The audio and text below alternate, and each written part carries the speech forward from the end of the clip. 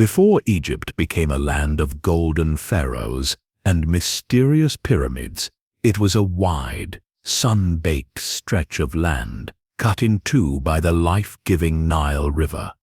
This river, more than any king or god, was the true heart of early Egyptian life.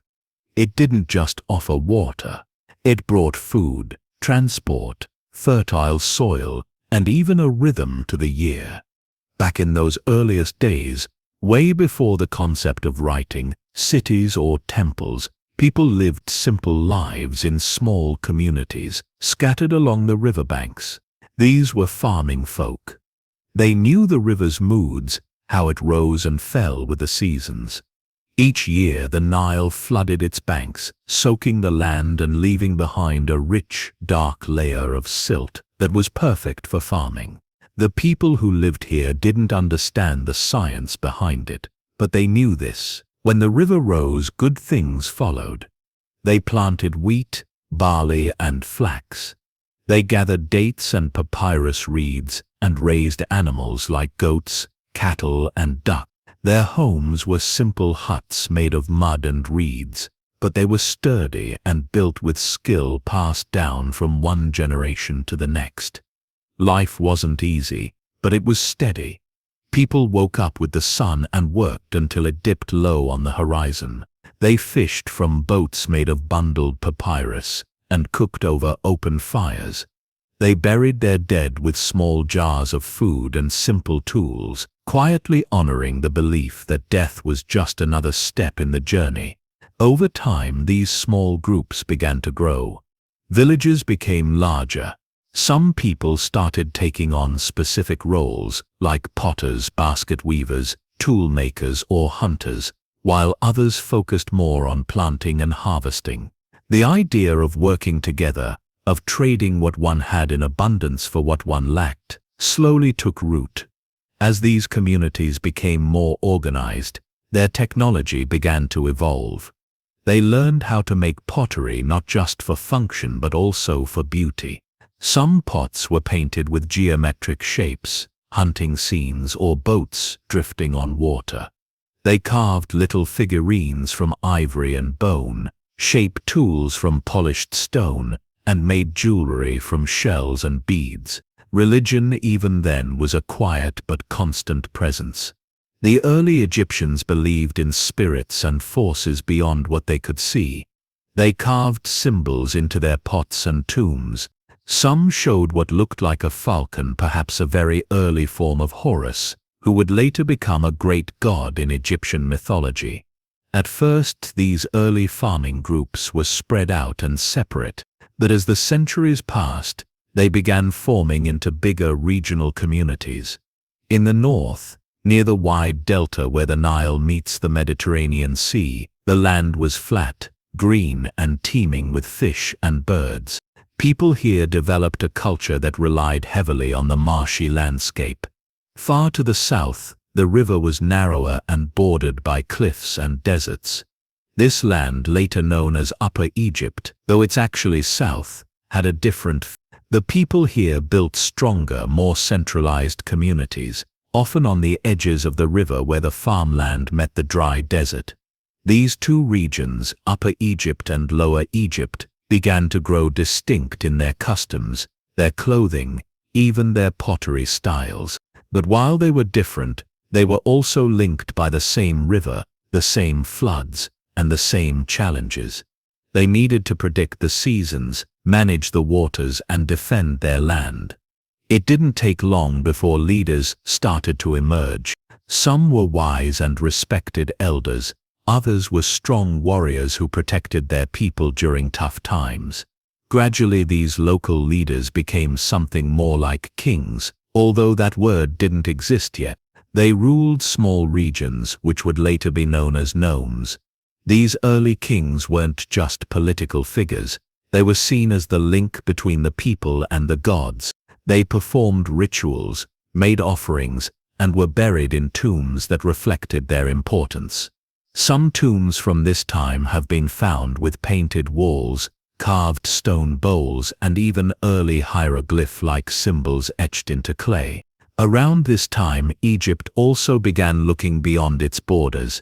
People from the Nile Valley started trading with neighbors in the eastern deserts, in Nubia to the south, and along the Mediterranean coast. They exchanged goods like gold, ivory, incense, and obsidian. Trade brought new ideas and new tools. Slowly, copper tools began to replace stone ones. Boats became stronger and more advanced. And as people interacted more, the idea of a unified identity, something like being Egyptian, started to take shape. By around 300–500 BCE, two larger cultural centers had formed, one in the north, centered around the city of Buto, and one in the south, near Hierakonpolis. These weren't just farming towns anymore. They had temples, craftsmen, trading posts, and armies. They were led by powerful chiefs or kings, and each wanted to extend their influence. It's likely that these two regions clashed often. We don't have written records yet, but archaeologists have found signs of battle mass graves, broken weapons, and burned buildings. Over time, the southern kingdom, Upper Egypt, began to gain the upper hand. Its leaders were better organized and more aggressive. One of the most important rulers from this time was a man known as Scorpion King. Yes, really. His name appears on carved ceremonial maces and pottery shards. He may have been one of the first to push for total control over both Upper and Lower Egypt. He wore a crown shaped like a white bowling pin. That's the crown of Upper Egypt. But the one who finished what Scorpion started was a king named Nama. Around 310 BCE, Nama did something no one had done before.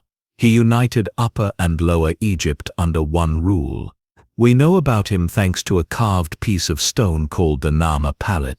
On this pallet we see Nama wearing both the white crown of the south and the red crown of the north. One side shows him striking down an enemy with a raised club. The other shows a peaceful scene of two creatures with entwined necks, probably symbolizing unity. This wasn't just a political win. It was a spiritual moment too. The unification of the two lands became a central idea in Egyptian thinking for the next 3,000 years. Every pharaoh after Nama would be called Lord of the Two Lands, reminding everyone that Egypt was strongest when it stood together. Nama chose a smart location for his new capital, Memphis, where Upper and Lower Egypt met. From here he could keep an eye on both ends of his kingdom. The city sat between the river and the desert, and it quickly became a bustling center of politics, religion, and trade. With Nama, Egypt stepped into history.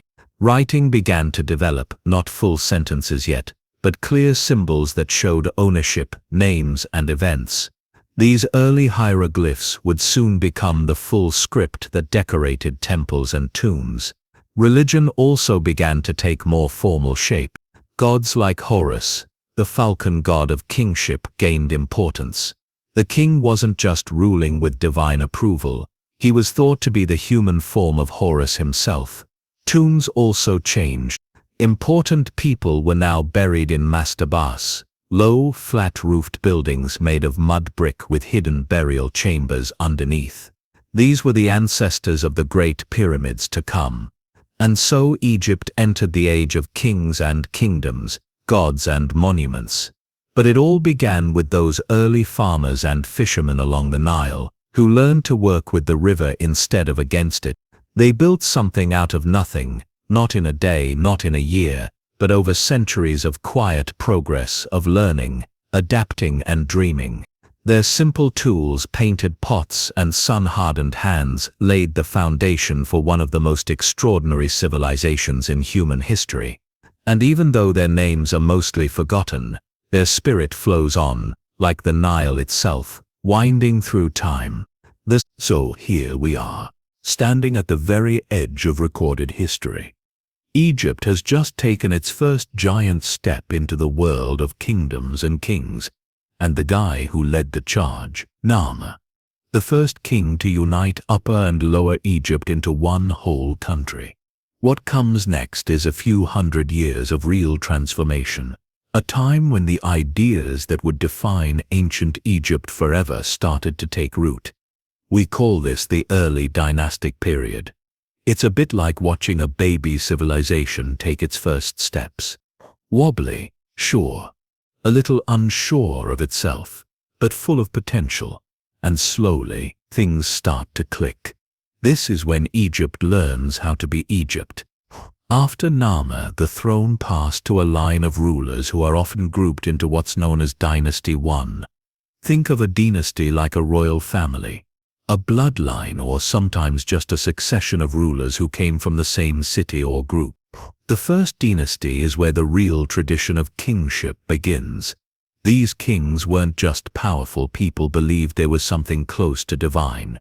Let's pause on that for a second.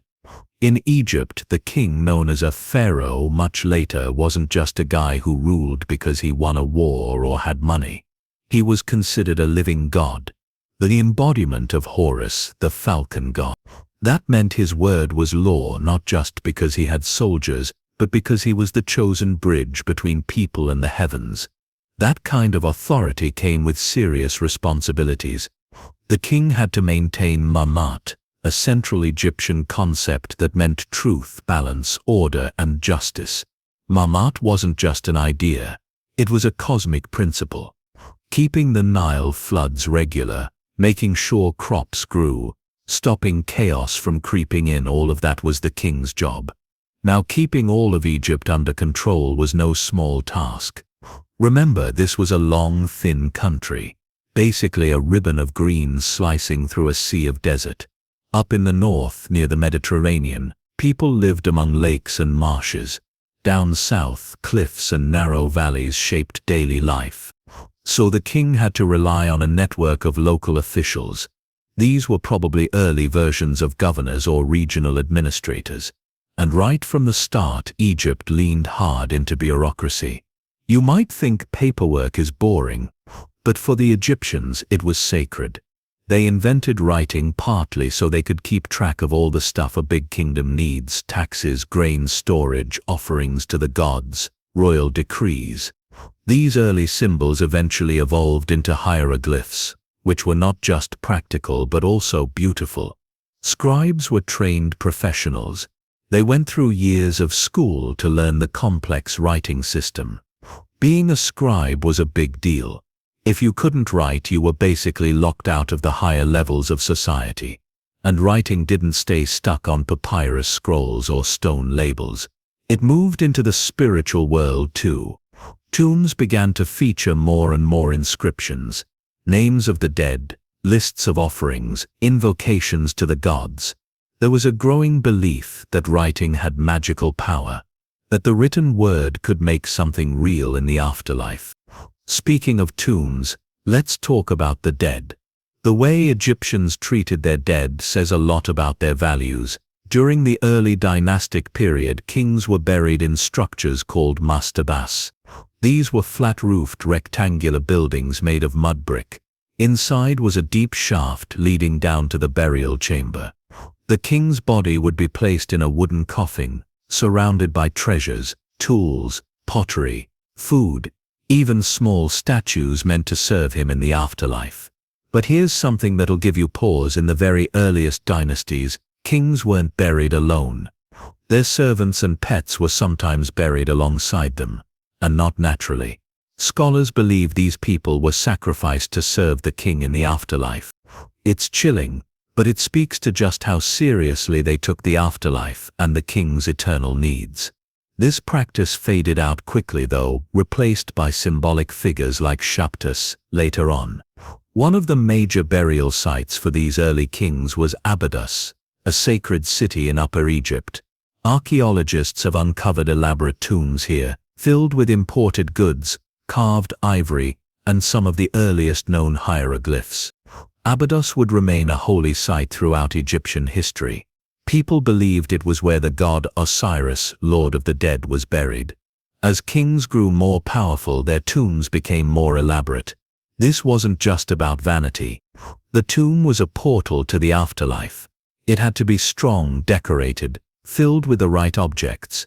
If anything went wrong, if the name was forgotten, The body decayed or the offering stopped. The soul could be lost forever.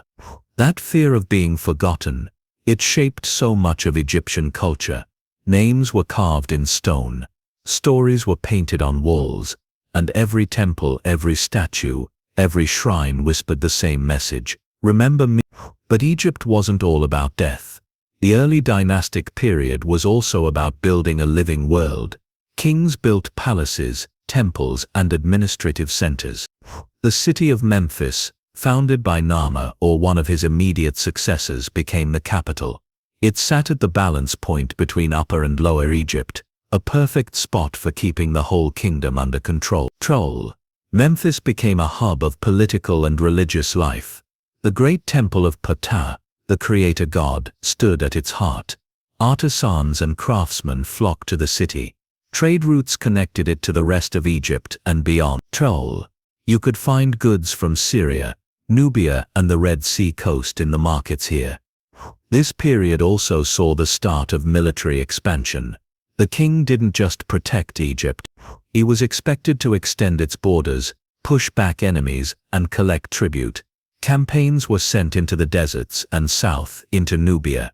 These early military raids weren't huge wars, but they helped establish Egypt's dominance. One king worth mentioning here is Jah, an early ruler of the First Dynasty. He's known from inscriptions found in Abydos and other sites. His tomb is one of the largest of the period. Later generations even worshipped him as a god. It's possible that the memory of Jah influenced later stories about Osiris. Another key figure is Den, sometimes called the first pharaoh in the full sense.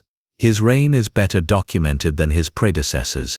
He introduced new rituals and administrative reforms.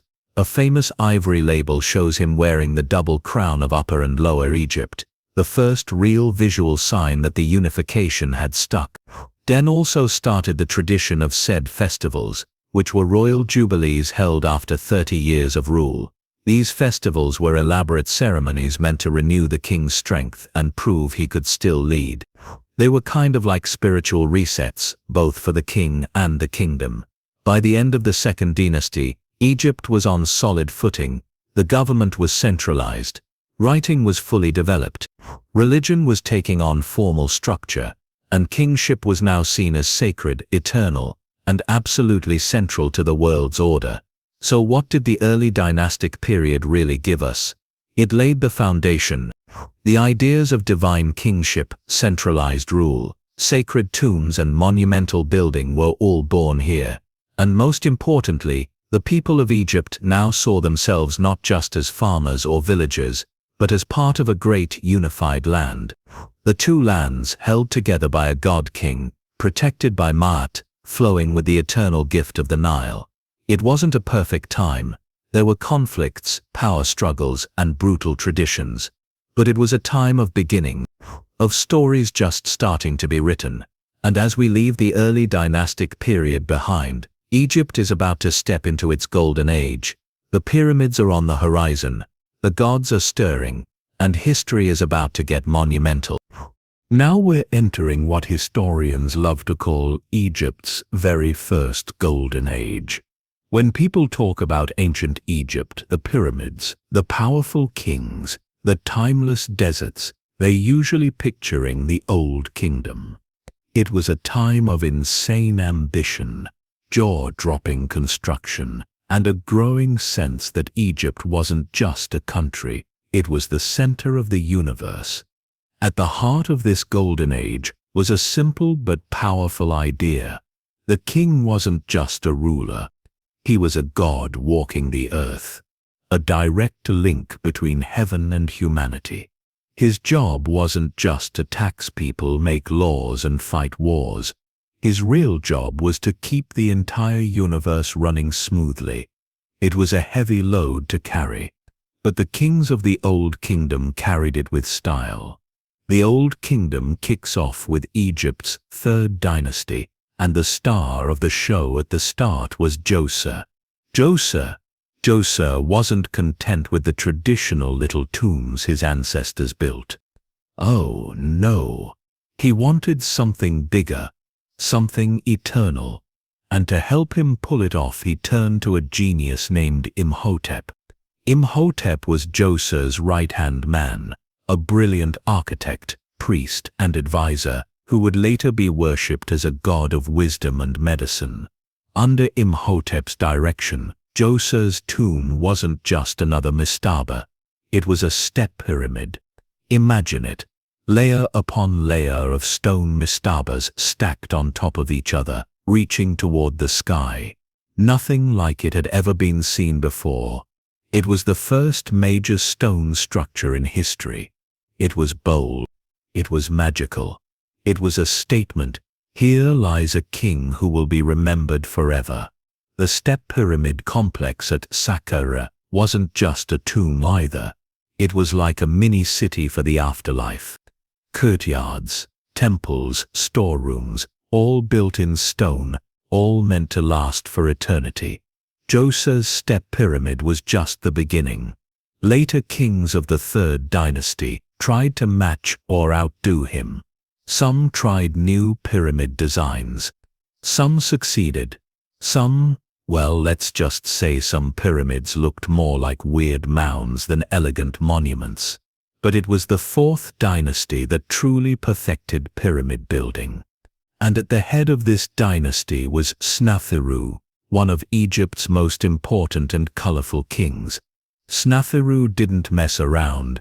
He ordered not one, not two, but 3 pyramids during his reign. His first attempt, the Mihdam Pyramid, kind of collapsed. His second, the bent pyramid at Dashur, changed angle halfway up because the original design was too steep. It looks funny today, but it was an important learning experience. Finally, Sneferu got it right with the Red Pyramid, a true smooth-sided pyramid and the first of its kind. It was massive, beautiful, and it set the stage for the most iconic pyramids ever built.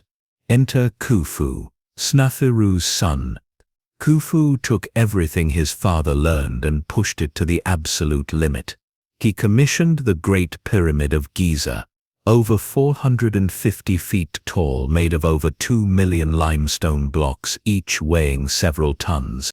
Built without modern cranes, without bulldozers, without iron tools. Just thousands of skilled workers, endless planning, and the will to create something that would outlast them all. There's a lot of debate about how the Great Pyramid was built. Ramps, lavers, some kind of lost ancient tech. We're still not entirely sure. What's clear is that it wasn't built by slaves, as Hollywood sometimes says. Archaeologists have found evidence of well-fed, well-treated workers living near the site. These were proud Egyptians, working for their king and for their own afterlives too. Next to Khufu's pyramid stands the mysterious Great Sphinx, a giant lion with a human head staring out toward the rising sun. Some say it represents Khufu himself. Others think it's his son, Khafre, who built his own pyramid nearby. Either way, the Sphinx is a symbol of royal power, wisdom, and eternal watchfulness. Khufu's successors Djedefre, Khafre, and Menkaure kept the pyramid game going strong. Each built their own monuments at Giza, forming the famous trio of pyramids we see today. Together they created one of the most iconic landscapes in human history. But the Old Kingdom wasn't just about big tombs. It was a time when Egypt's government grew more complex and organized. The king couldn't run everything himself. He had viziers, basically prime ministers, who handled day-to-day affairs. Overseers managed regions called nomes, each with its own local leader called a nomarch. There was a lot to manage. Collecting taxes, keeping the canals clear for irrigation, running courts, organizing temple rituals. Egypt became a machine, a beautiful humming machine, with the king as its beating heart. Religion evolved during this time too. The sun god, Ra, rose in importance. The king became seen as the son of Ra. Daily rituals honored the gods with offerings of food, drink, and incense. Huge temples began to rise alongside the pyramids. Art flourished. The Old Kingdom style, calm, Idealized, balanced, dominated statues, reliefs and paintings. Everything was meant to show harmony, strength, and eternity. No wild expressions, no chaotic scenes. It was all about portraying the eternal truth. The common people benefited too. Life wasn't easy, most were farmers, but the Nile's regular flooding provided rich soil. As long as the king and the priests did their jobs keeping Mamat, people believed the floods would keep coming, crops would keep growing, and life would roll along as it should. Of course, cracks eventually began to show. Toward the end of the Old Kingdom, power began to slip away from the king. Local governors, those nomarchs, started acting more independently. They passed their offices down to their sons, building little dynasties of their own. Resources got stretched thin. Pyramid building slowed down. And then there was the weather. Some scientists think Egypt suffered a series of low Nile floods, droughts, that led to food shortages. When people starve, they start questioning authority. They start looking for new leaders. By the time the 6th dynasty rolled around, the king's power was a shadow of what it had been. The great Pepi II, who supposedly ruled for over 90 years, may have seen Egypt slip into disarray during his old age. Local rulers grew stronger, central authority crumbled, and with that collapse came the end of the Old Kingdom. Egypt entered a time of division and chaos known as the First Intermediate Period. But that's a story for the next chapter. Before we leave though, let's reflect a little. The Old Kingdom was about more than pyramids and power. It was about a vision that humans and gods could work together to create something eternal. That harmony, order, and beauty were worth striving for. The pyramids still stand today, not because the Egyptians had magic powers, but because they believed deeply in eternity. They built not for themselves but for forever. And even in ruin, even worn by sand and time, the Old Kingdom still whispers to us across 5,000 years. It reminds us that greatness isn't just about ambition. It's about believing that what we create can outlive us forever. Every golden age has to come to an end sometime.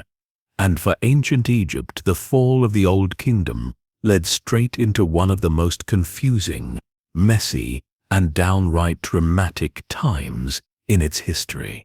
The First Intermediate Period.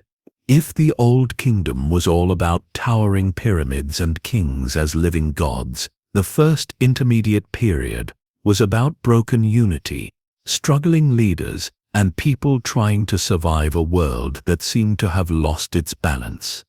It all started slowly. Toward the end of the Old Kingdom, especially during the reign of Pepi II, things had been falling apart behind the scenes. You see, Pepi II ruled for an incredibly long time, possibly over 90 years. Sounds impressive, right? But the thing is, when a ruler lives too long, problems start stacking up. Advisors die. Generals retire. New alliances form without the king's control. And the king himself grows old, weak, and less able to manage the chaos. By the time Pepi II finally passed away, the structure of Egypt's government was already crumbling. Local governors, the nomarchs, had grown powerful in their own right. They weren't just taking orders from Memphis anymore, the ancient capital. They were making decisions for themselves. Some even started acting like little kings over their own regions. With no strong pharaoh to pull everything together, Egypt basically split into two. In the north, based around Heracleopolis, one group of kings claimed to be the rightful rulers of all Egypt. In the south, centered around Thebes, another group said, "Nope, we're the true kings." And stuck in the middle were the regular folks, farmers, craftsmen, traders, just trying to survive and feed their families. It wasn't a total free-for-all though. Life still went on. The Nile still flooded most years, providing rich farmland. People still built houses, raised families, and worshipped the gods. But without a strong central government, everything felt a little shakier, a little more dangerous. One big thing we notice from this period is how much more personal and emotional Egyptian writing became. During the Old Kingdom, tomb inscriptions were pretty formal. I served the king faithfully. I brought offerings to the temple. Very stiff. But in the first intermediate period, we start seeing tombs that tell a different kind of story. Stories about hardship, about survival, about individuals standing up for their communities. One tomb might say, "When the famine came, I opened my granaries to feed the hungry." Another might say, "I protected the weak when bandits roamed the land." There's a deep humanity in these inscriptions, a sense that people were stepping up when the old systems had failed them. The arts changed too. In some places craftsmanship gained rougher. Statues and carvings lost the perfect symmetry and polish of Old Kingdom masterpieces. But they gained something else, a kind of raw energy, a realness. Even the architecture of tombs shifted. Instead of massive royal pyramids, many local leaders built smaller, more modest tombs. Some carved deep into cliffs, especially in Upper Egypt.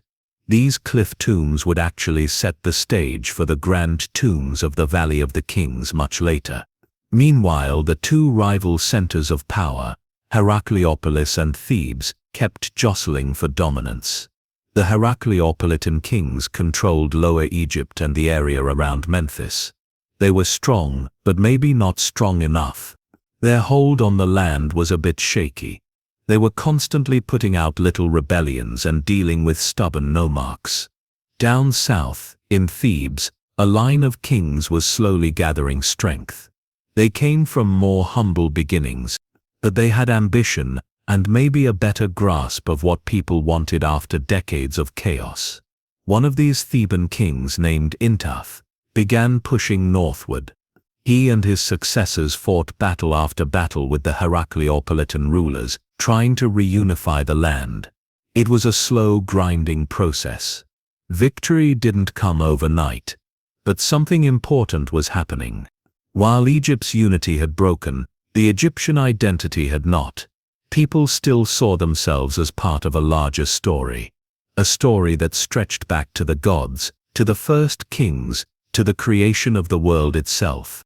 No matter how hard things got, no matter how many petty lords fought over scraps of territory, that dream of unity and order, Mut, never died. Finally, one man would turn that dream back into reality. His name was Mentuhotep II, a king of Thebes. He was a warrior, a builder, and a visionary. After years of conflict, Mentuhotep II managed to defeat the Heracleopolitan kings and reunify Egypt under his rule. It wasn't easy. It wasn't pretty. But it was a turning point. Mentuhotep II didn't just declare himself king of the south or king of the north. He called himself he who unites the two lands. He understood how important that symbolism was. After so much division, people needed a king who could heal the fractures, a king who could remind them that they were all Egyptians. To celebrate his victory, Mentuhotep II built a stunning mortuary temple at Deir al-Bahari, near modern-day Luxor. It wasn't a pyramid in the old style.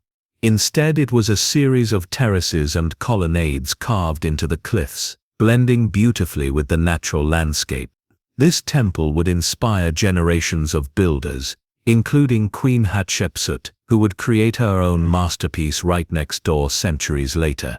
Under Mentuhotep II, Egypt entered a new era, the Middle Kingdom, a time of stability, prosperity, and cultural flowering. But that's a story for the next chapter. Before we move on though, let's sit with the lessons of the first intermediate period for a moment. This wasn't a time of shining monuments or sweeping conquests. It was a time when everyday people stepped up, when communities pulled together, when leaders had to earn their power, not just inherit it. In a way, the struggles of this time strengthened Egypt. They forced it to rethink what leadership meant, what loyalty meant, what it meant to be a nation. And through all the hardship, the Egyptians never forgot who they were. They never gave up their love for their land, their river, their gods. They never stopped believing in Matat, the idea that even in the darkest times order could be restored. Maybe that's why when Egypt rose again under Mentuhotep II, it didn't just bounce back. It soared. Because even in chaos, the heart of Egypt kept beating. Steady, patient, waiting for the right moment to rise. And rise it would. After years and years of chaos, when Mentuhotep II finally stitched Egypt back together, it must have felt like the whole country could breathe again. And with that big sigh of relief, Egypt stepped into a new golden age, what we call the Middle Kingdom. The Middle Kingdom wasn't just a copy of the Old Kingdom. It had its own flavor, its own style. It was wiser, tougher, a little less dreamy, and a little more practical. You could almost think of the Middle Kingdom as Egypt's comeback story. Mentuhotep II kicked things off in a big way. Once he unified Egypt, he didn't waste time. He strengthened the government, making sure the nomarchs, the powerful local governors, knew their place. He made Thebes his capital, shifting power away from Memphis for good. And he set the tone for the kings who would follow him. Under Mentuhotep II and his successors, Egypt started rebuilding its strength. They repaired old temples that had been neglected during the chaos. They revived trade routes that had fallen silent. They restarted mining expeditions into the deserts, searching for precious stones and metals. But one king in particular would take Egypt to the next level. His name was Amenemhat. Now, Amenemhat wasn't born a king. He probably came from a more modest background, maybe even from a family of officials or provincial leaders. But he was smart and ambitious. He served as vizier, the pharaoh's top advisor, before grabbing the throne for himself around 1985 BC. That was a big deal. Egypt wasn't used to commoners becoming kings, but Amenemhat made it work. One of the first things he did was move the capital again, this time to a brand new city called Itali. Historians aren't exactly sure where Itali was, but we think it was somewhere near modern-day El-Lisht, south of Memphis. Why move the capital? Well, location. Itali was smack in the middle of the country, perfectly placed to keep an eye on both Upper and Lower Egypt. It also let Amenemhat keep a tighter grip on the troublesome nomarchs. Amenemhat was a master of balancing power. He didn't smash the nomarchs completely. They still had local authority, but he made sure they knew who was boss. He created new titles and honors that kept them loyal to him. It was a delicate dance, but he pulled it off. And he didn't stop there. Amenemhat launched military campaigns into Nubia, the rich region to the south. Nubia was full of gold, ivory, and other valuable resources. Controlling it meant getting rich and staying rich. He also strengthened Egypt's eastern borders, building fortresses to protect against raiders and nomadic tribes from the Sinai and the Levant. Trade blossomed during his reign.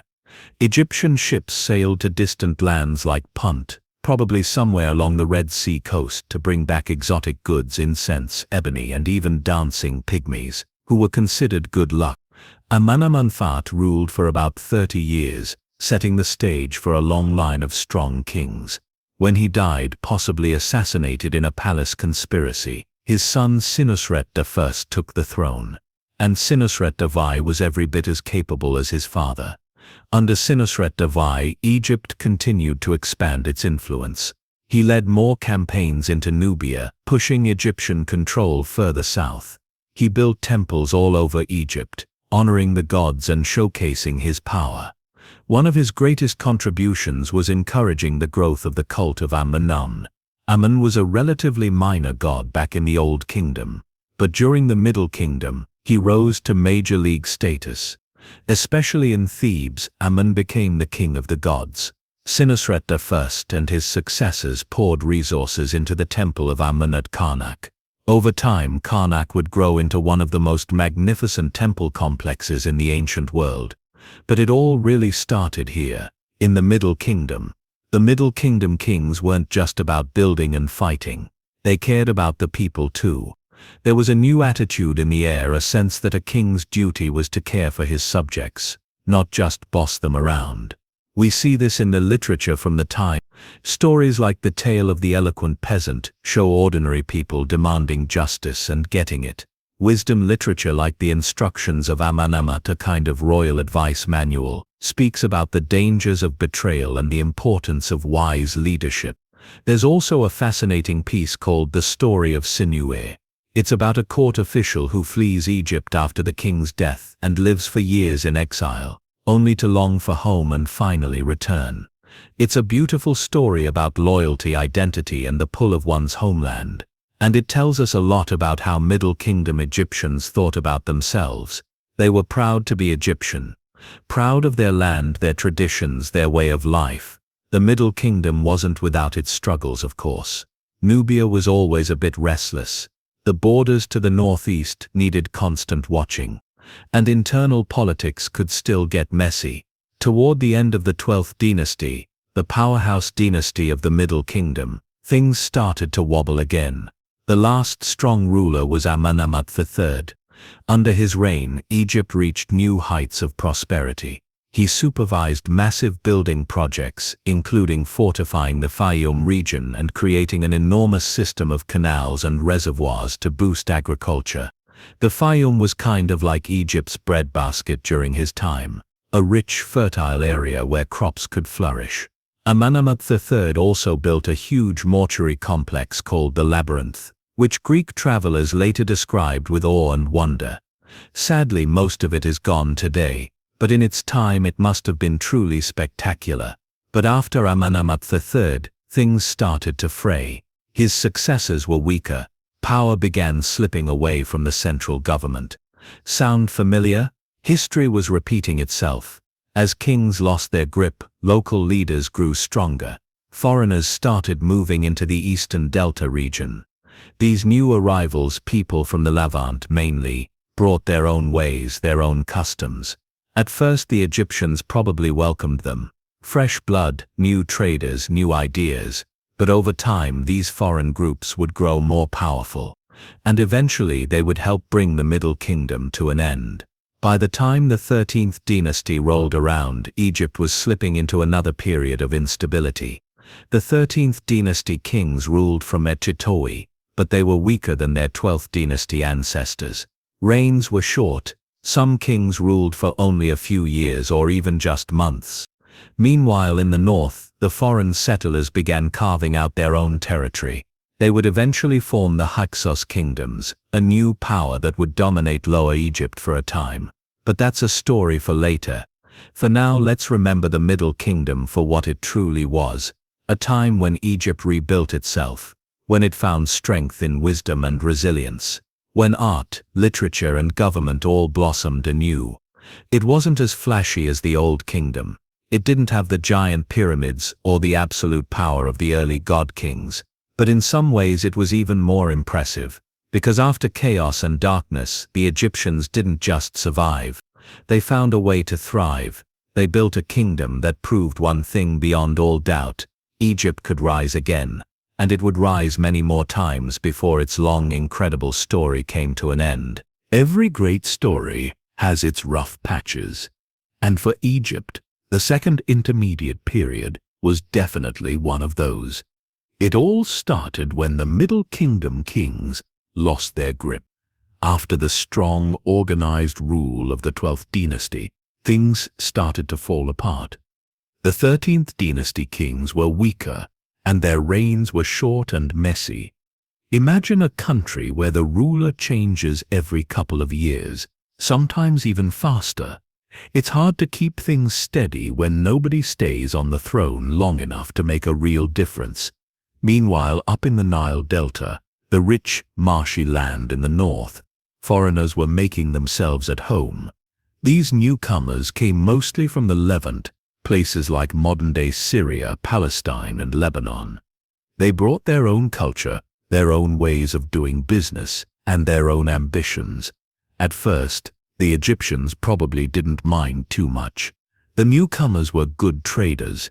They introduced new ideas, new goods, and maybe even new technologies. For a while, everybody got along. But as the central government weakened, these foreign groups grew stronger. They built their own towns, made alliances with local leaders, and started flexing their muscles. Before long, one group in particular rose above the rest. The Egyptians would call them the Hyksos. Hyksos roughly means rulers of foreign lands, and that's exactly what they became. By around 1650 BCE, the Hyksos had taken control of Lower Egypt. Their capital was at Avaris, a bustling city in the eastern delta. Now, when people hear Hyksos, they sometimes imagine brutal conquerors sweeping in and smashing everything in their path. But the reality was more complicated.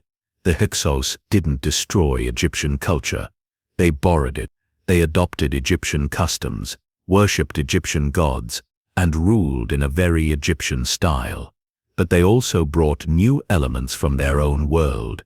One of the biggest was the horse and chariot. Before the Hyksos, Egypt didn't use horses. They didn't have chariots either. Warfare was slower, clunkier, based mostly on foot soldiers. The Hyksos changed all that. With swift horse-drawn chariots, they could move armies faster than ever before. It was a complete game changer. They also introduced new weapons, like the composite bow, stronger and more powerful than anything Egypt had seen before. So even though the Hyksos respected Egyptian traditions, they also pushed Egyptian technology forward. But let's be honest, many Egyptians weren't thrilled about being ruled by foreigners. Down south in Upper Egypt, native Egyptian rulers still clung to power. They ruled from Thebes, keeping the flame of traditional Egyptian authority alive. At first, these Theban kings tolerated the Hyksos. Maybe they weren't strong enough to fight back yet. Maybe they figured it was smarter to bide their time. So Egypt, during the Second Intermediate Period, was basically a divided land. The Hyksos ruled the north. The native Egyptians ruled the south. And in the middle, well, it was a little fuzzy. In some ways it was like two different Egypts existing side by side. Life went on. Farmers still tended their fields. Traders still carried goods up and down the Nile. Artists still painted beautiful scenes on tomb walls. But underneath the surface, tensions simmered. The Theban kings weren't content to stay quiet forever. They saw themselves as the true pharaohs of Egypt. And sooner or later, they were going to challenge the Hyksos. The spark finally came during the reign of a Theban ruler named Seqenenre-Dao. Seqenenre-Dao, sometimes called Seqenenre the Brave, seems to have had a major problem with the Hyksos. According to later stories, there was a petty insult that triggered the war. The Hyksos king, Apophis, supposedly sent a message to Seqenenre-Dao, complaining that the noise of hippopotamuses in Thebes was keeping him awake all the way in Avaris. Now that's about 400 miles away. In other words, it was a ridiculous demand. And it wasn't really about the hippos. It was about power. The message was a way of saying, I'm the boss here, and you'd better not forget it. Seqenenre-Dao didn't take it lying down. He decided it was time to fight. Sadly, Seqenenre-Dao didn't live to see the end of the struggle. His mummy shows terrible head wounds, suggesting he died violently, maybe in battle, or maybe captured and executed. But he lit the fire that would eventually drive the Hyksos out. After Seqenenre-Dao's death, his son Kamose took up the cause. Kamose launched bold attacks against the Hyksos. He managed to push their borders back, capturing important towns and fortresses. He even sailed north along the Nile, striking deep into Hyksos territory. Kamose's victories were important. They showed that the Hyksos could be beaten. But Kamose too died before completing the job. The final blow would come from his younger brother, or possibly his son. Ahmose, maybe just a teenager. But he proved to be a brilliant leader. Ahmose reorganized his army, using the very weapons and chariots the Hyksos had brought to Egypt. He laid siege to Avaris, the Hyksos capital. It wasn't easy. The Hyksos were well fortified, and Avaris was a tough nut to crack, but Ahmose was determined. He surrounded the city, cut off its supplies, and hammered it with wave after wave of attacks. Finally, after a brutal campaign, the Hyksos surrendered. Ahmose chased the remaining Hyksos forces into Canaan, making sure they couldn't regroup and threaten Egypt again. It was a total victory. The Hyksos expelled, Egypt was united once more under a native ruler. And Ahmose didn't stop there. He moved quickly to secure Egypt's borders. He fortified the delta, preventing any future invasions. He restored temples that had fallen into ruin during the years of division. He reopened trade routes, bringing wealth back to Egypt. Thanks to Ahmose's energy and determination, Egypt didn't just recover, it soared. Ahmose's victory marked the beginning of a whole new chapter in Egyptian history. A chapter filled with dazzling power, incredible wealth, and some of the most famous pharaohs the world would ever know. The chapter we call the New Kingdom. But before we rush ahead into all the glory and gold, let's take a breath and think about what the Egyptians had been through. The Second Intermediate Period was a century of challenge. Egypt faced foreign rule, internal division, and constant uncertainty. But through it all, the spirit of Egypt endured. The land of the Nile, the land of the gods, refused to be broken. And now, at last, it was ready to rise higher than ever before. Egypt had fought hard to reclaim itself. And now, it was time to shine. The New Kingdom was like Egypt's victory dance after centuries of struggle. This was the age when Egypt became the biggest, richest, and most dazzling superpower in the ancient world. It all started with Ahmose VI. Fresh from his triumph over the Hyksos, Ahmose didn't waste time. He got busy rebuilding Egypt. First, he cleaned up the government. He re-established the old traditions, fixed the temples, and made sure the gods were happy. A happy god meant a happy kingdom, at least in the eyes of the Egyptians. He also beefed up the army. No more getting caught off guard by invaders. Egypt was ready to throw a punch if anyone dared to mess with them again. Under Ahmose, Egypt started expanding. Not just rebuilding, but pushing its borders outward. Egypt began to reach into Nubia, the rich land to the south, full of gold mines. Gold became Egypt's new best friend. After Ahmose came a string of strong rulers. His son, Amenhotep VI, took the throne and kept the momentum going. Amenhotep wasn't just a warrior king, though. He loved architecture. He built temples, tombs, and new monuments to the gods. It was during his reign that Egypt really started to think about creating special places to bury its kings. They chose a hidden valley out west of Thebes, a quiet, secretive spot that would later become world-famous as the Valley of the Kings. After Amenhotep VI, and with Thutmose I, Egypt's dreams got bigger. Thutmose was a fighter. He wasn't content to just protect Egypt's borders. He wanted to expand them. He marched deep into Nubia, making it clear that Egypt ruled the south. But he also crossed into Asia, moving up through Syria and Palestine. Egypt was no longer a quiet, self-contained country. It was a full-fledged empire, and with an empire came riches beyond imagination. Tribute poured into Egypt: gold, silver, exotic animals, incense, and rare woods. Foreign princes sent their children to Egypt as guests, hostages, really, to learn Egyptian ways and guarantee their family's loyalty. The heart of all this glory was Thebes. It became a booming, vibrant city filled with grand temples, luxurious palaces, and colorful markets. And speaking of Thebes, this is where we meet one of Egypt's most extraordinary figures, Hatshepsut. Hatshepsut was the daughter of Thutmose VI. After her father died, her half-brother Thutmose II became pharaoh. When he died young, his son Thutmose III was too little to rule on his own. So Hatshepsut stepped in. At first she ruled as regent, basically babysitting the kingdom until her nephew grew up. But before long she did something nobody expected. She declared herself pharaoh, and not just pharaoh king.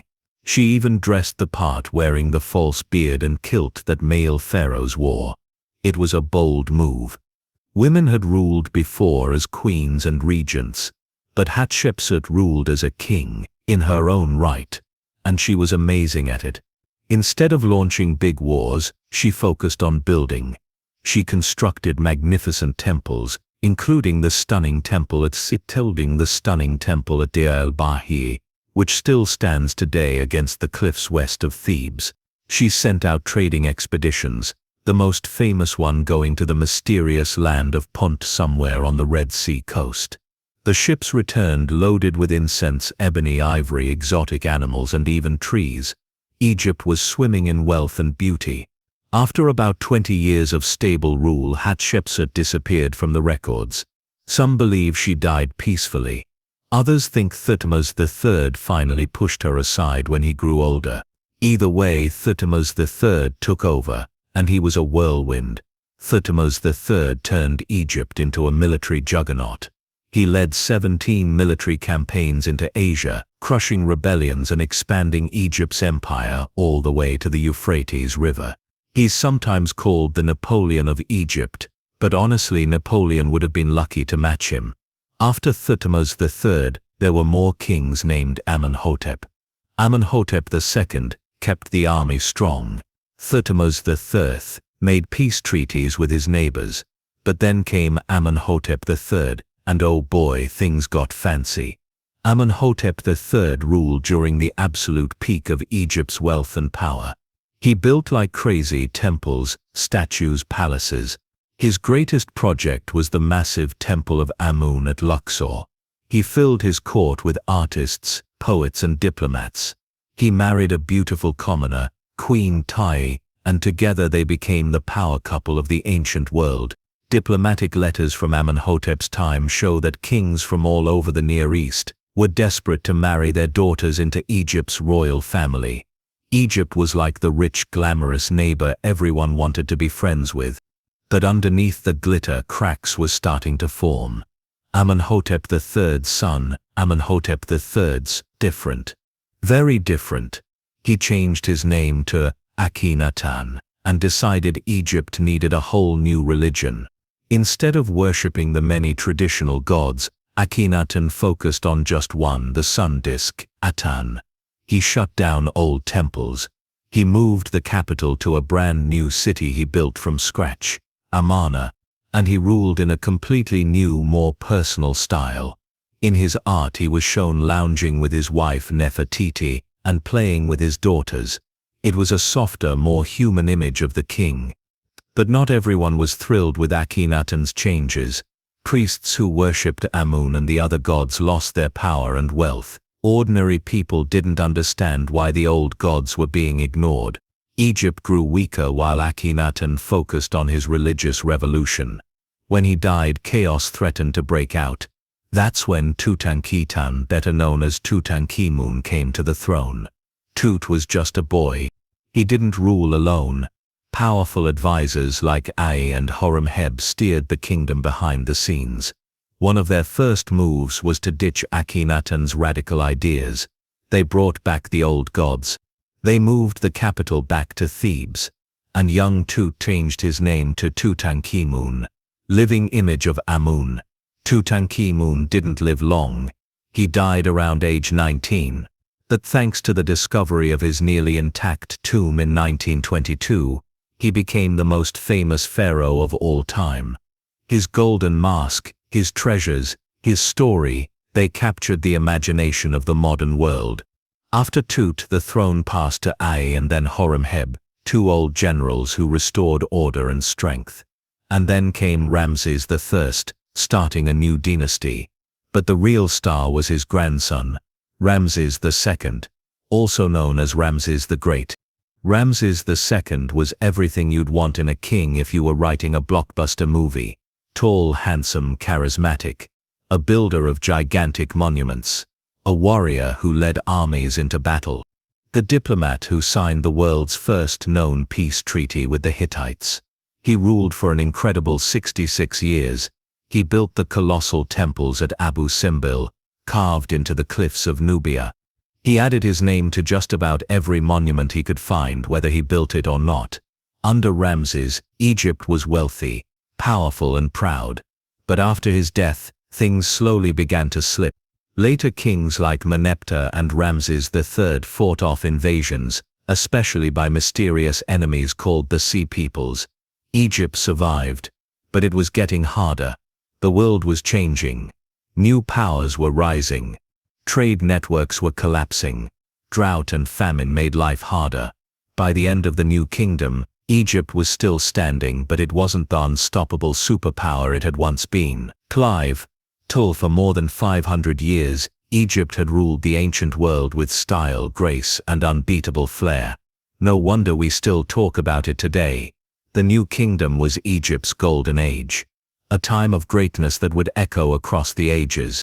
And though hard times were ahead, the memory of this shining chapter would never fade. After the glory days of the New Kingdom, Egypt hit a rough patch.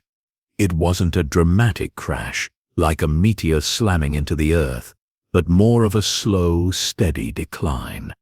The Third Intermediate Period is one of those chapters in history that makes you want to sit back, scratch your head, and wonder, what happened? To start, Egypt wasn't as united as it used to be. There was no single powerful king sitting on the throne, ruling over all of Egypt. Instead, Egypt was fractured. Different regions had their own rulers. The once unified kingdom was now a patchwork of smaller competing states, and it wasn't just internal politics at play. Foreign powers began poking their noses in, making things even more complicated. Let's rewind a little. After the death of Ramses III in the early 11th century BCE, the situation began to unravel.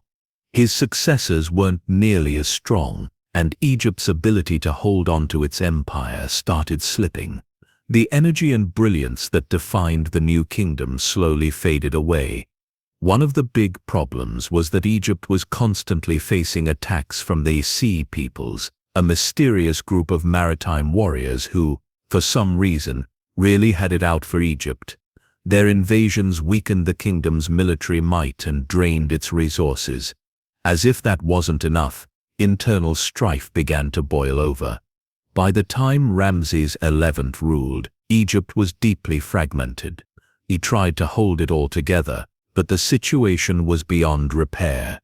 The priests of Amun in Thebes, who had grown incredibly powerful over the years, started acting as if they were more than just religious leaders. They were political figures too. These priests had their own armies, and their influence over the south of Egypt grew. Meanwhile, in the north, the Tanis dynasty was in power. So now, Egypt had two major centers of power, Thebes in the south and Tanis in the north. This division weakened Egypt as a whole, and soon it seemed like the once mighty nation was just a shadow of its former self. The period following Ramses XI's death was marked by a series of short reigns, and Egypt had no clear direction. Without a strong central ruler, the country became vulnerable to outsiders. Around this time we start to see the Libyans making their way into the picture. They were one of the foreign powers that began to take advantage of Egypt's vulnerability. Originally they were mercenaries in the Egyptian army, but the Libyan generals saw an opportunity to grab power for themselves. By the 10th century BCE, several Libyan dynasties had emerged, with Shashunk, also spelled Shashunk, being the most notable. Shashunk III, who ruled from around 955 BCE, made a significant impact. He wasn't just any foreign king, he made his mark by launching a military campaign into Israel and Judah, two neighboring kingdoms. He invaded the region, looted it, and returned to Egypt, taking with him a huge treasure trove of spoils. It was a bold move that signaled Egypt was still capable of flexing its muscles.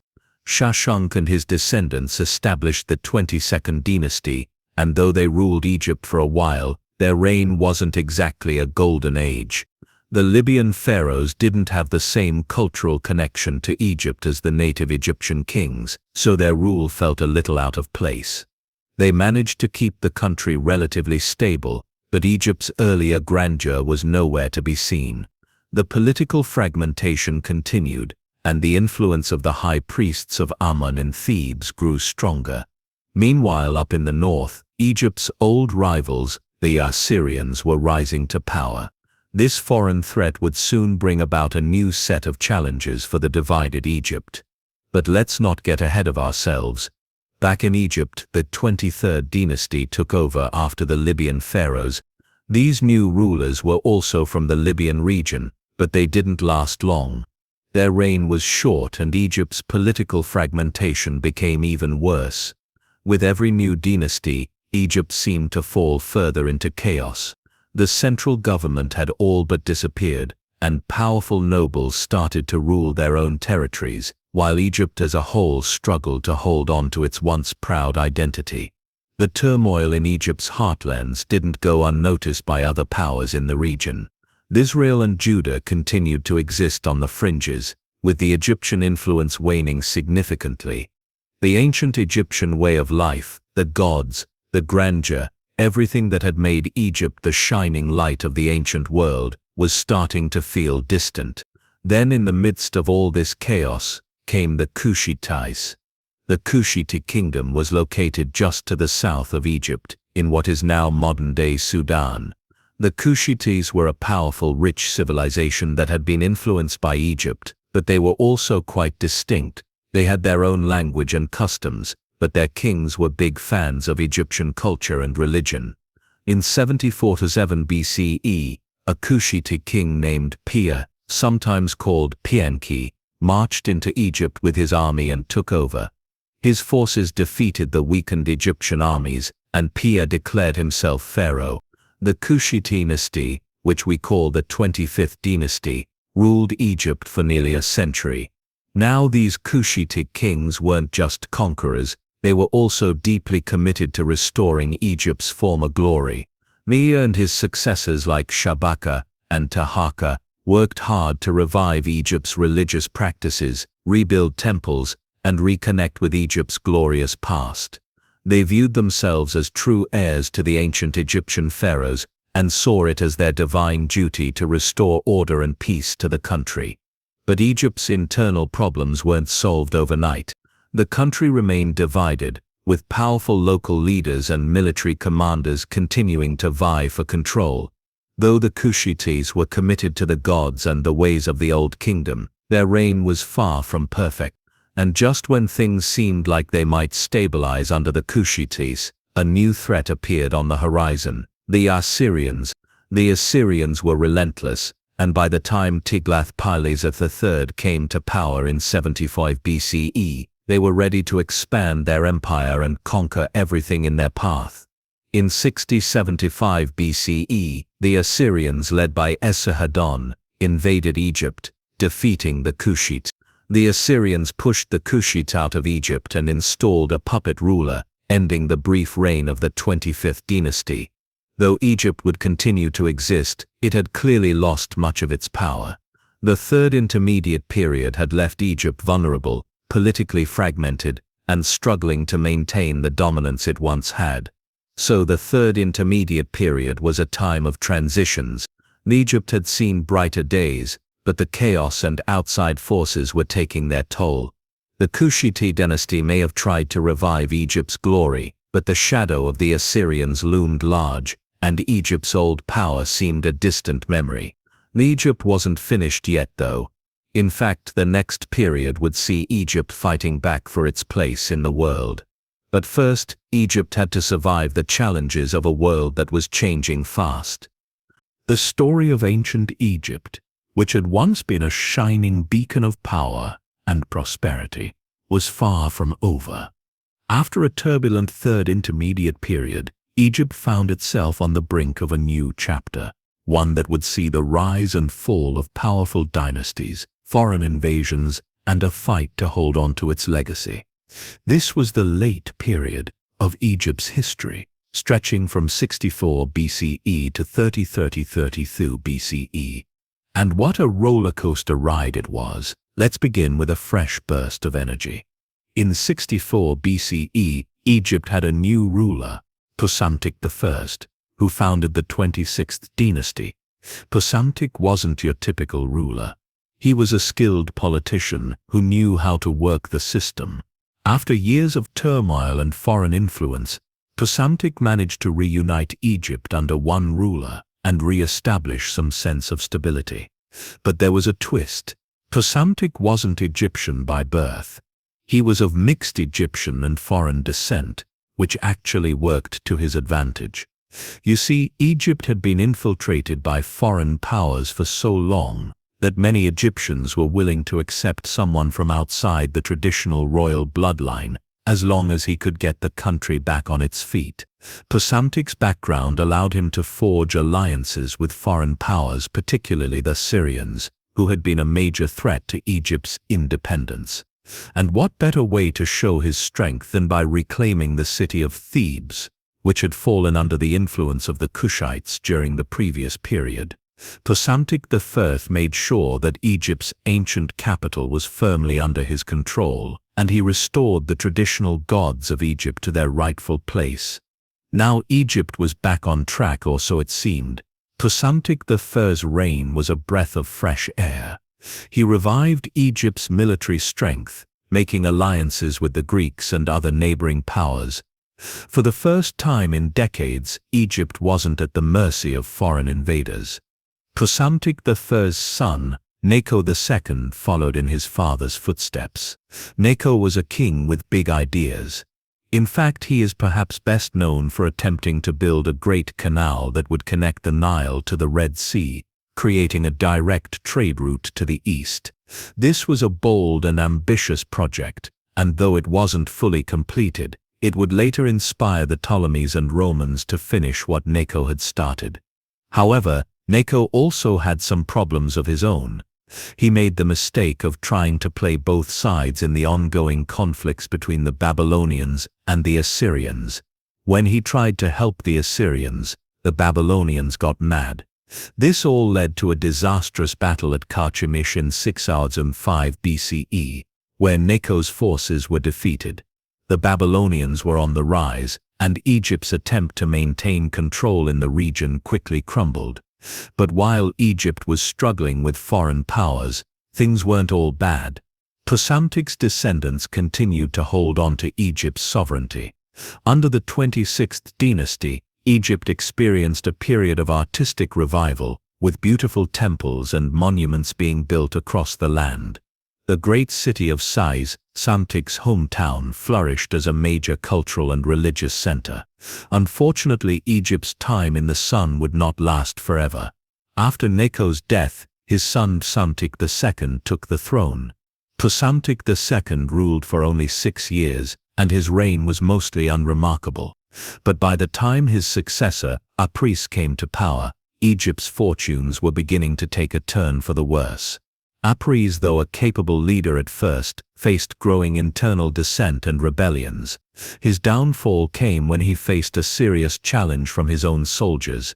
A group of soldiers, angry with Apries' leadership, rebelled, and in 570 BCE, the king was overthrown. He fled to the court of the Phoenician king in Tyre, but there he was captured and executed. With Apries gone, Egypt faced even more instability. His successor, Amoses II, was able to restore some semblance of order, but by then, Egypt's power was starting to wane. Amoses was a shrewd ruler who made important alliances with the Greeks, including with Cyprus and the Greek city-states of the Mediterranean. During his reign, Egypt enjoyed some prosperity, but it was clear that Egypt's days as the dominant force in the ancient world were numbered. The real threat, however, came from the Persians. In 525 BCE, Cambyses II, the Persian king, invaded Egypt. The Persians had been on a roll, conquering lands across the Near East, and Egypt was the last big prize standing in their way. The Persian army was larger and more organized than Egypt's, and they easily defeated the Egyptian forces at the Battle of Pelusium. After a long siege, Egypt was forced to surrender, and the Persians took control of the land. Egypt's power was officially crushed. The Persians ruled Egypt for a time, marking the beginning of Egypt's 27th dynasty, but the heart and soul of Egypt had already been lost. Despite Persian rule, the Egyptians resisted. There were uprisings, rebellions, and desperate attempts to reclaim Egypt's independence, but nothing seemed to work. The Egyptians had seen their share of foreign invaders over the centuries, but the Persian domination felt different. The Egyptians could see that they were losing more than just political control. They were losing their identity. Yet Egypt would not stay under Persian rule forever. In 404 BCE, Egypt regained its independence for a brief time under the leadership of Nectanebo I, who founded the 30th dynasty. The Egyptians fought back, kicking the Persians out for a while and restoring their traditional ways. Nectanebo's reign brought a sense of revival, and the ancient gods were once again honored in the temples. But this independence was short-lived. In 3043 BCE, the Persians returned, led by Artaxerxes III, and Egypt was once again brought under Persian control. This marked the beginning of the end for Egypt as an independent power. The final blow came in 3032 BCE when Alexander the Great conquered Egypt. After defeating the Persians, Alexander entered Egypt and was hailed as a liberator. He founded the city of Alexandria, a city that would become the intellectual and cultural heart of the ancient world. And so Egypt's long and storied history came to a close. After centuries of glory, conquest, and cultural brilliance, Egypt was no longer the superpower it once had been. But its influence would live on, especially through the Hellenistic rulers, who would follow in Alexander's wake. The legacy of Egypt would not fade into obscurity. Even in the face of conquest, its monuments, its culture, and its gods would continue to captivate the world. Egypt's story was far from over.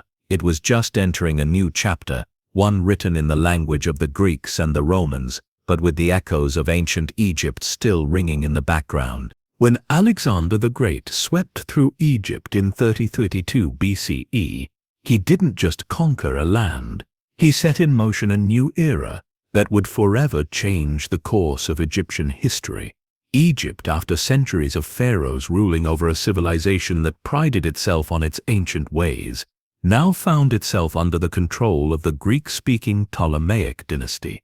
It was a strange and exhilarating time, one where the ancient and the new collided, creating a unique blend of Egyptian tradition and Greek culture. But let's back up a bit. When Alexander entered Egypt, he was hailed as a liberator. The Persians had ruled Egypt for centuries, and the Egyptians, weary from foreign domination, were more than ready to welcome a new ruler. Upon his arrival in Memphis, Alexander was crowned pharaoh, but he didn't just take over as any other ruler would. He embraced Egypt's religious customs, portraying himself as a divine figure, in line with the pharaohs of old. The Egyptians saw him as a hero, almost a god, and he took full advantage of that. But Alexander's rule in Egypt didn't last long. In 3033 BCE, Alexander died suddenly at the young age of 32. With his death, the empire he had created began to fracture. His vast territory, stretching from Greece to India, was split among his generals, the Duodoci, who fought amongst themselves for control. One of these generals, Ptolemy I Soter, was the one who would become Egypt's new ruler. Ptolemy, who had been one of Alexander's trusted officers, seized Egypt for himself and founded the Ptolemaic dynasty. He wasn't Egyptian by birth, but like many foreign rulers before him, he knew the importance of adopting Egypt's traditions and religion. He styled himself as the new pharaoh, taking on the divine status of the ancient kings. But unlike previous conquerors, the Ptolemies didn't try to erase Egypt's culture, rather they embraced it. Under the Ptolemies, Egypt experienced a unique fusion of Greek and Egyptian influences. This blend was evident in many aspects of life, from the religion, where Egyptian gods like Isis were depicted with Greek-style clothing, to the architecture which combined the monumental grandeur of Egypt with Greek aesthetics. But it was in Alexandria, the city founded by Alexander, that this fusion truly took root. Alexandria was more than just a city, it became the intellectual and cultural heart of the Mediterranean world. Located on the northern coast of Egypt, this city quickly grew to be one of the largest and most important cities of the ancient world. The Ptolemies, particularly Ptolemy II Philadelphus, poured resources into making Alexandria a center of learning. The city was home to the Library of Alexandria, the largest and most famous library in the ancient world, where scholars from all corners of the Mediterranean gathered to study and share knowledge. It wasn't just a library, it was a beacon of culture, a place where art, science, philosophy, and literature flourished. But Alexandria wasn't just about books and scrolls. It became a hub for trade and commerce, attracting merchants from all over the world. The city's strategic location on the Mediterranean Sea made it a key point for the exchange of goods, ideas, and cultures. Alexandria's great harbor bustled with ships from Greece, Rome, India, and beyond. This was a city where East met West, and where ideas from different civilizations converged in the pursuit of knowledge and power. The Ptolemies ruled for nearly 300 years, but their reign wasn't without challenges. Though they were strong and wealthy, they struggled to maintain control over Egypt. The Ptolemaic dynasty was marked by internal strife, political intrigue, and power struggles. Family rivalries were a common feature of the dynasty, with brothers, sisters, and cousins often vying for the throne. The Ptolemies were notorious for their political marriages, sometimes involving sibling marriages to keep the royal bloodline pure, which led to some pretty complicated family dynamics. In fact, the Ptolemaic dynasty's most famous queen, Cleopatra II, came from a long line of these politically charged, often unstable royal marriages. Now let's talk about Cleopatra. Cleopatra was not the exotic foreign queen many people imagine. She was actually Greek, a descendant of Ptolemy I, and had little in common with the ancient Egyptians, despite her rule over Egypt. However, Cleopatra knew the importance of connecting with the Egyptian people, and she presented herself as a reincarnation of the goddess Isis, a symbol of power and fertility. She spoke the Egyptian language and presented herself as the true ruler of Egypt, much to the delight of her subjects. Her rise to power, however, was anything but simple.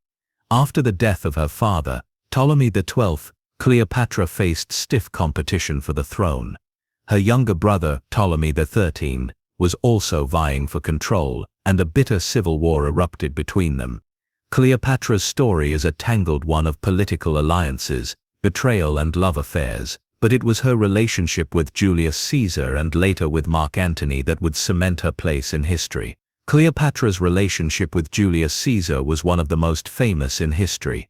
When Caesar arrived in Alexandria in 48 BCE, Cleopatra was in the middle of her struggle for power. To gain Caesar's support, she famously had herself smuggled into his presence, rolled up in a carpet.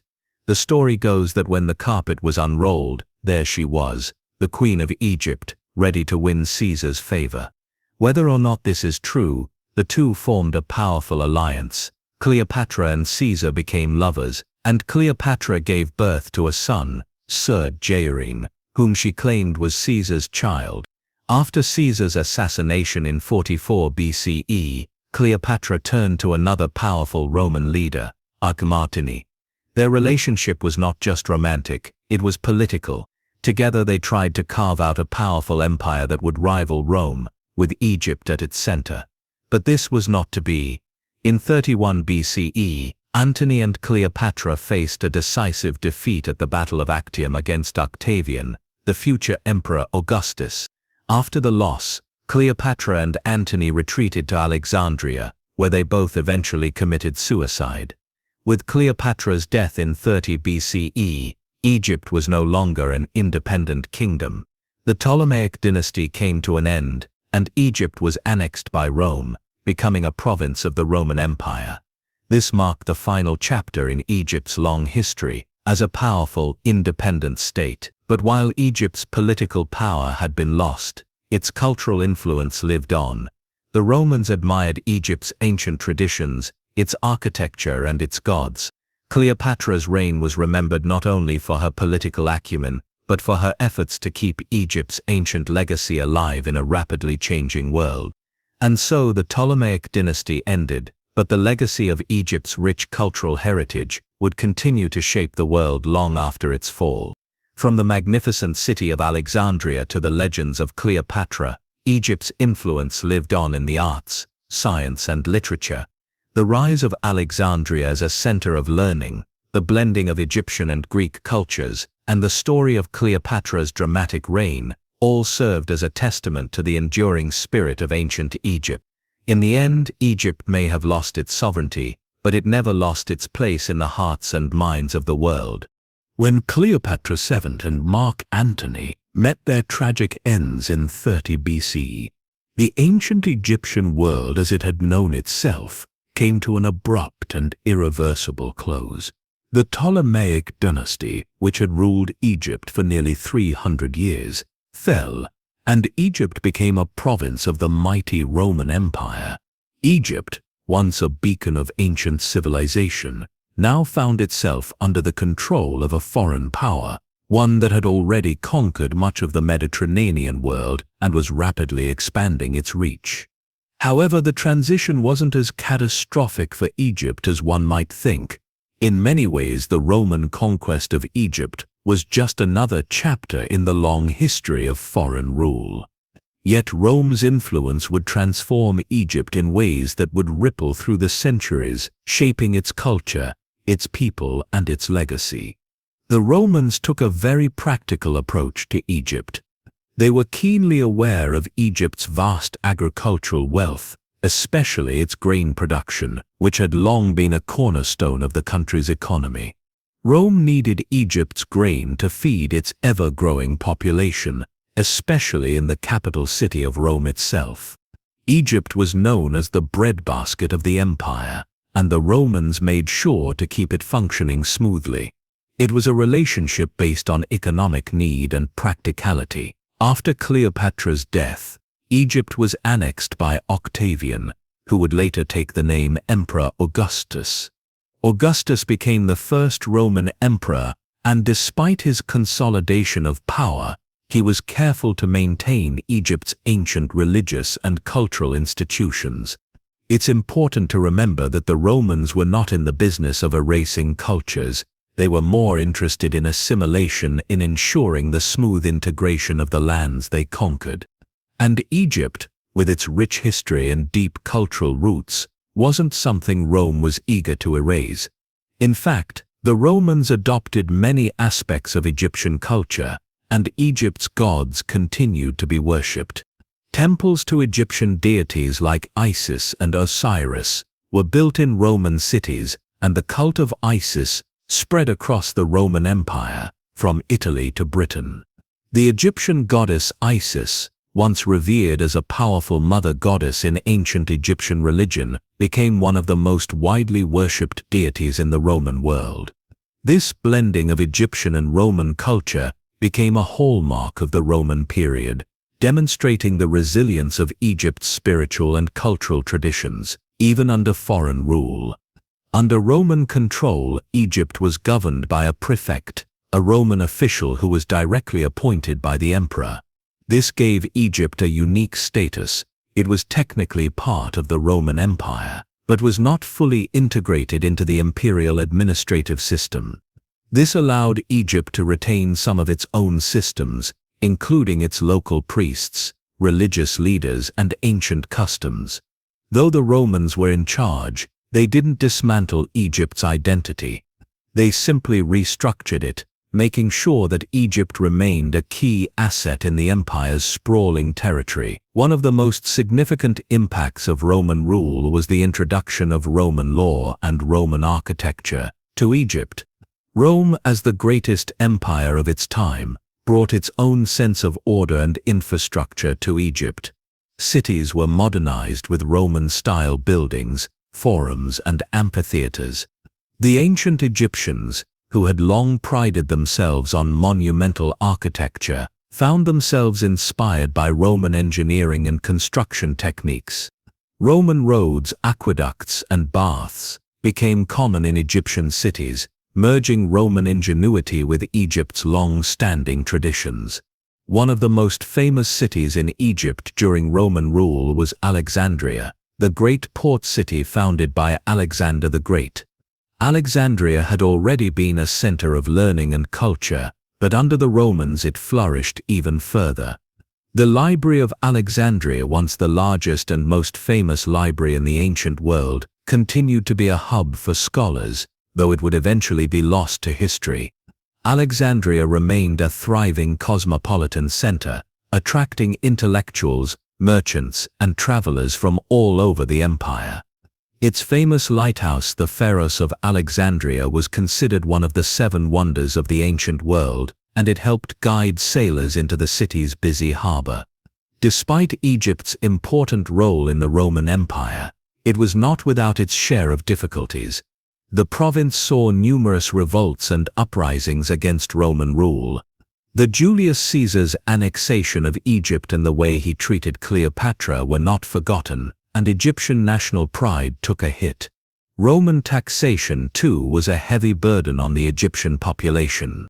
Yet time and again the Egyptians acquiesced, either due to the power of the Roman military or because of the complex relationship between the local elites and Roman authorities. Rome's control over Egypt was not without occasional hiccups.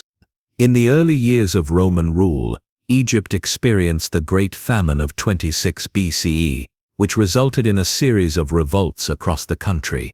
The people of Egypt, already burdened by taxes and the demands of their Roman rulers, were further oppressed by food shortages. During this period, Roman authorities clamped down heavily, executing those suspected of inciting rebellion, but ultimately Egypt remained a key source of wealth for the empire. Roman Egypt also saw the spread of Christianity, which would gradually replace the ancient Egyptian religious practices. Christianity arrived in Egypt in the 1st century CE, and by the 3rd century, it had spread widely throughout the country. Early Christian communities were established in cities like Alexandria, where the famous Alexandrian school of Christian theology became influential. As the Roman Empire embraced Christianity, the once dominant Egyptian gods and goddesses were gradually pushed aside. By the time the Roman Empire split in 39–5 CE, Egypt was firmly within the Eastern Roman Empire, or the Byzantine Empire. The role of Egypt continued to evolve, but it remained an essential part of the empire. The shift from paganism to Christianity was a turning point for the ancient religious traditions of Egypt. The great temples of the Egyptian gods were slowly abandoned or repurposed for Christian use. The old gods faded from memory, though their stories, their images, and their places of worship would continue to hold a certain fascination for people across the ages. Yet even as Egypt's political role within the Roman Empire began to change, its cultural contributions could not be erased. The legacy of Egypt's remarkable history, its art, science, and philosophy, continued to influence the world in profound ways. The Egyptians had given humanity monumental achievements in mathematics, architecture, and engineering, achievements that the Romans had incorporated into their own empire. The world may have changed, but the mark of Egypt remained imprinted on the cultures of the Mediterranean. Egypt's time under Roman rule marked the end of an era. The ancient civilization that had once ruled the world now found itself a province in a much larger empire. Yet in the world of the Romans, Egypt's legacy lived on. The influence of Egypt on the arts, religion, and philosophy continued to shape the world, even as it slipped into the past. The story of Egypt, one of the world's oldest and most influential civilizations, didn't come to an end with the fall of the Ptolemaic dynasty or the annexation of the country by the Roman Empire. In fact, Egypt's ancient legacy would live on in many forms, adapting and enduring, even as the country's political and cultural landscape shifted dramatically. The decline of ancient Egypt as a political power was gradual and intertwined with the changing tides of empires, but its influence never truly vanished. By the time the Roman Empire split in 395 CE, Egypt had already experienced several transformations under Roman and Byzantine rule. Christianity was becoming firmly established, and Egypt's once thriving pagan religious practices faded into the background. The Byzantine Empire, the eastern half of the Roman Empire, took over Egypt, but it was no longer a land of pharaohs and pyramids in the way it had been for millennia. Egypt had become a mere province in a larger empire. The temples dedicated to Egyptian gods were abandoned, the great shrines fell into ruin, and the stories of gods like Ra, Osiris, and Isis became distant memories to most. However, while the Egypt of the pharaohs had passed into the pages of history, Egypt's cultural contributions continued to resonate with the world. The ancient Egyptians had gifted humanity with monumental achievements, advanced mathematics, architectural wonders, and a deep understanding of astronomy. These discoveries were passed down through the ages, influencing other civilizations, including the Greeks, Romans, and later the Islamic scholars. Egypt's intellectual and cultural legacy remained alive in the knowledge shared by ancient scholars, whose works were studied by future generations.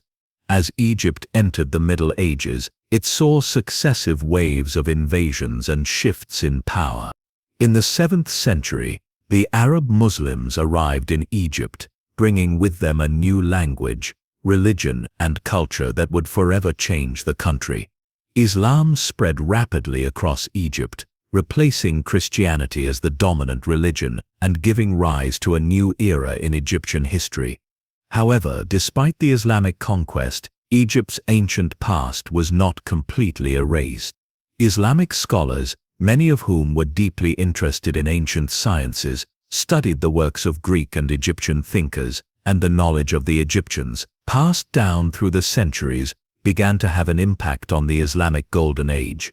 Under the rule of various Islamic dynasties, Egypt's ancient monuments and cities were repurposed, but remained a crucial part of the cultural landscape. The Great Pyramid of Giza, built thousands of years earlier by the pharaoh Khufu, stood tall as a testament to Egypt's once great civilization, drawing visitors and scholars from across the world. The Sphinx, too, remained an iconic symbol, its mysterious smile haunting the Egyptian desert. Though the ancient temples were often abandoned, and many were converted into mosques or churches, Egypt's vast architectural and cultural legacy could not be entirely hidden beneath the sands of time. Fast forward to the 19th century, a time of great change for Egypt. The country, now under Ottoman rule, had become a key part of the Islamic world, but its ancient wonders continued to captivate the imagination of Europeans and scholars. In 1798, Napoleon Bonaparte invaded Egypt, and while his military campaign was short-lived, it had a lasting effect on the way the West viewed Egypt. During his time in Egypt, a group of French scholars, known as the Commission des Sciences et des Arts, began documenting Egypt's monuments, artifacts, and ancient ruins. Their work led to the publication of the famous Description de l'Égypte, a comprehensive record of Egypt's ancient history, architecture, and culture. This was the beginning of what would become a global fascination with ancient Egypt. The 19th and early 20th centuries saw an explosion of interest in Egyptology, the study of ancient Egypt, as European archaeologists and scholars began excavating the country's tombs and temples. The discovery of Tutankhamun's tomb in 1922 by Howard Carter is perhaps the most famous of these archaeological finds, sparking worldwide fascination with Egypt's treasures and mysteries. The tomb of the boy king, untouched for over 3,000 years, contained a wealth of artifacts that dazzled the world and sparked a renewed interest in Egypt's pharaohs and their civilization. But Egypt's relationship with its past wasn't always easy. While the Western world celebrated Egypt's ancient treasures, the Egyptians themselves often found their history and heritage being taken away or looted. Many of the artifacts found by Western archaeologists were shipped off to museums in Europe, and Egypt's monuments were often neglected or mistreated. In the mid-20th century, Egypt's newly independent government took a stand against the looting of its cultural heritage. Under the leadership of Gamal Abdel Nasser, Egypt began to reclaim its ancient artifacts, and the country became a leading force in the fight to protect and preserve its archaeological treasures. In 1972, Egypt and the United States came to an agreement that led to the return of the Abu Simbel temples, which had been moved piece by piece to higher ground to save them from the rising waters of the Aswan High Dam. This was a significant moment in the preservation of Egypt's heritage, and it symbolized the country's renewed commitment to its ancient past. Egypt's archaeological sites and museums began to attract millions of visitors, bringing much-needed revenue and attention to the country's rich cultural history.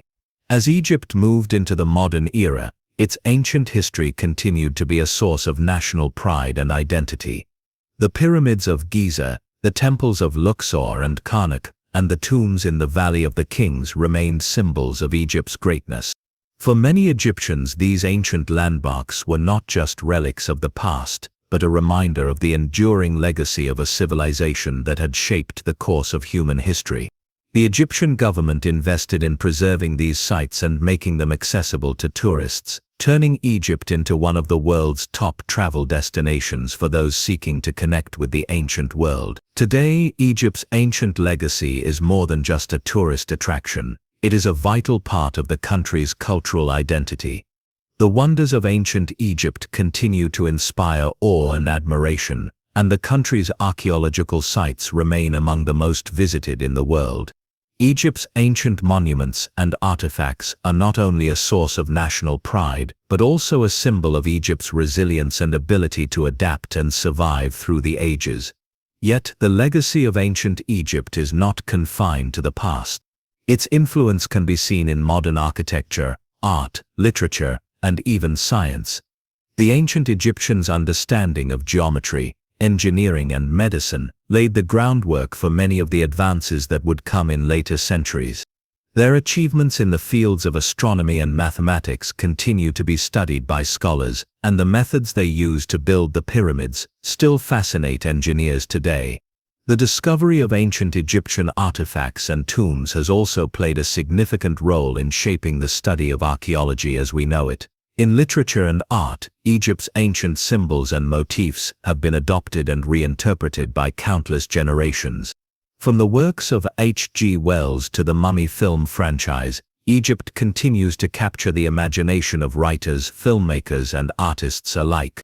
The mysterious allure of the pyramids, the enigmatic Sphinx, and the tales of powerful gods and pharaohs have made ancient Egypt a timeless source of inspiration. Today, the Egyptian government continues to invest in the preservation of its ancient monuments and the promotion of its cultural heritage. The opening of the Grand Egyptian Museum near the Giza pyramids in recent years has been a major step in showcasing Egypt's ancient treasures to the world in a modern, accessible way.